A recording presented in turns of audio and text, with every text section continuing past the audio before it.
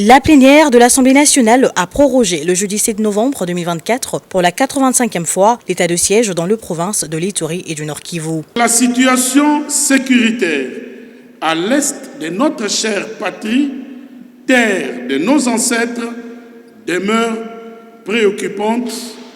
En conséquence, la prorogation de ce régime d'exception s'avère indispensable. C'est sans débat que les élus nationaux ont procédé au vote du projet de loi portant prorogation de l'état de siège sur une partie de la République. La majorité de ces représentants du peuple ont adhéré à une motion du député national Méchek Mandefou qui a estimé que les élus nationaux reviennent souvent sur les mêmes questions et revendications à chaque sollicitation de la prorogation de l'état de siège par le gouvernement. Ils ont ainsi tous estimé qu'il était préférable de procéder à un vote sans débat, réservant leurs revendications à l'évaluation tant attendue. Ce choix de vote sans débat traduit à suffisance la position de la Chambre basse du Parlement sur l'urgence d'une évaluation de cette mesure d'exception au vu de certaines dérives et mégestions enregistrées et dénoncées dans les provinces concernées. Le vice-ministre de la Justice et de Contentieux international, Samuel Mbemba, qui a présenté et défendu ce projet de loi, a profité de la tribune lui accordée après le vote de la motion pour livrer un message spécial de la première ministre Judith Suminwa-Tuluka à la plénière sur l'état de siège. Il s'agit notamment de l'instruction reçue du chef de l'État sur l'organisation sans tarder de l'évaluation de l'état de siège par l'exécutif national, de la décision de l'envoi d'une mission gouvernementale associant les élus nationaux dans ces deux provinces autour du 21 novembre, de la tenue de l'évaluation de l'état de siège à la fin du mois de novembre. Concernant ce message, le speaker de la Chambre basse du Parlement, le professeur Vital Kamerhe, a exprimé son souhait de voir ces assises être organisées au Palais du Peuple, siège de la représentation nationale. Il a insisté sur le respect du statut social des députés nationaux qui seront associés à la mission gouvernementale. L'évaluation à la fin du mois, oui, mais ici à l'Assemblée nationale, la représentation du peuple, la première ministre sera à l'aise avec son gouvernement. Ensemble, nous allons évaluer l'état de siège en toute transparence et nous allons atterrir. Et ça va rendre même inutile l'évaluation de l'Assemblée elle-même. Voilà, nous ferions à ce moment-là d'une pierre deux coups. 316 députés nationaux ont voté pour, 33 contre et 2 se sont abstenus.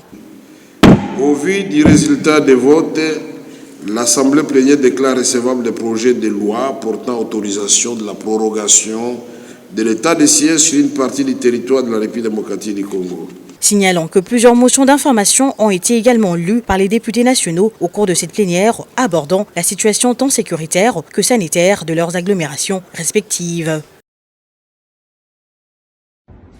Déclaration d'indignation des députés membres du groupe parlementaire 3 Alliances.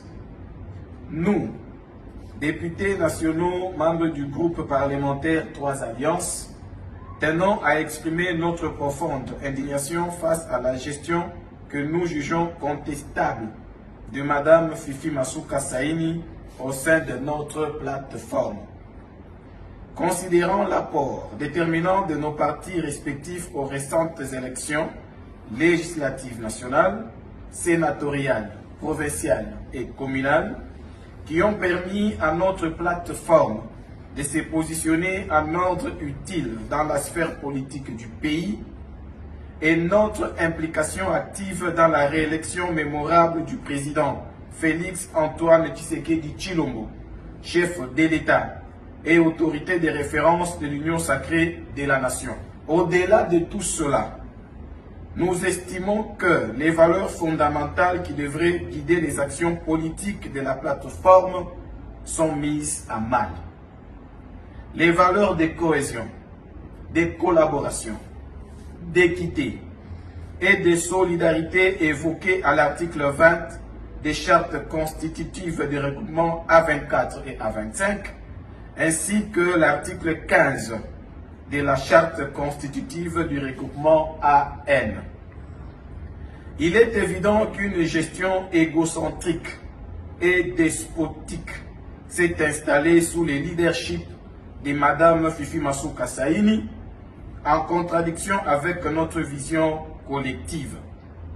Nous déplorons une confiscation manifeste des privilèges et ressources attribuées à notre plateforme par un seul parti politique, celui de Mme Mansouka Saini, qui nuit gravement à la possibilité d'une coopération harmonieuse et productive entre les partis membres.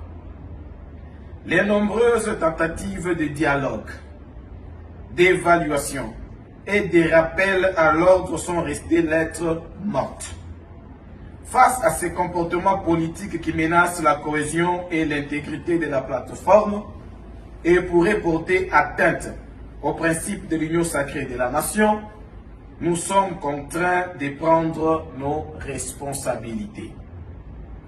Nous enjoignons également la hiérarchie de l'union sacrée à ne pas approuver les positions qui ne respectent pas les consensus nécessaires et exprimés par tous les partis membres de la plateforme qui composent le groupe parlementaire 3 Alliances.